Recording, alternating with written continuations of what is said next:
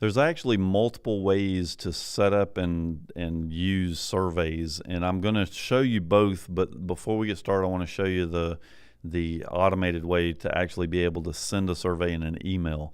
So the very first thing that has to happen is you're going to have to get with us. We're going to have to set up a special domain. There is an extra fee for this, but you can set up a domain on one of our servers. We set up a URL that goes with your website, and you can customize the page to look like your website. So even though it's hitting our servers, it'll actually look like it's one of your servers. What you do in Lizzie is we go over here to settings and go to general company info, and there is a box here for survey URL. This is where you're going to put in whatever that URL is that you have pointed at our servers. You fill it in here. This is the base URL that Lizzie is going to use to attach a survey to an email that goes out to the customer. And those emails can be any number of different emails. There is really no limit as to what email has a survey. So once you do that, the next thing that we're going to do is we're going to come up here to contacts, and we're going to go to surveys. And to create a survey is fairly easy. You're going to give it a name, and then once you give it a name, you're going to save it. You can ignore this type information here because in the version that you're probably using, you won't even have these drop lists. They're being eliminated. So you're going to give it a name and save it. Now, once you give it a name and save it, then you'll have the ability to click it. And so I'm going to click on Test Survey 1.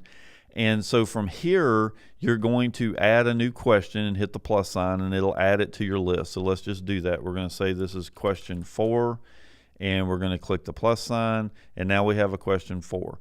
Well, now I need to give it some answers for question 4. So I'm going to click on question 4, and I'm going to say, let's say it's a true false. So we're going to say new answer is true, and new answer is false. So those are the two options I have for this particular question. And clicking on any of these other guys, you can see here's one that the answer is 1, 2, 3. Here's one that is true, false. Here's another one that's yes and no. So you literally can create any type of answer you want to create for the question. So you have your question and you have your answer, and all you're doing is clicking on the link as you're going to fill in the additional information.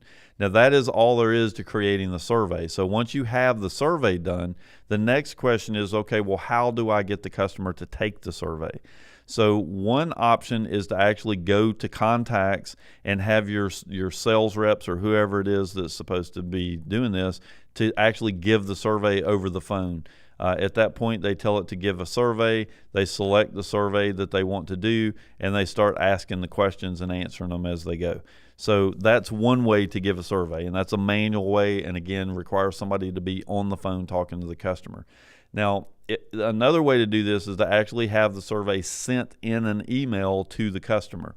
So to do that, if we go back over here to settings and go to form contacts and then go to form emails, one of the things that we can do, and I'm just going to come over here and edit one of these guys. So let's go to service completed.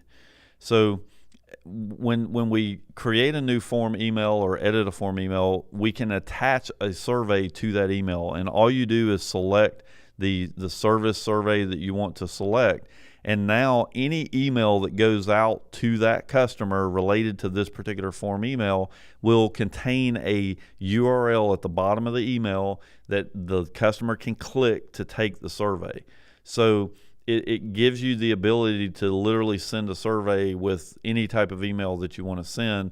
And when they click that link, it's an encoded URL that takes them so that Lizzie knows who took the survey and which survey they're supposed to take, so that you can then go run reports and stuff off of the survey to find out the answers to the questions.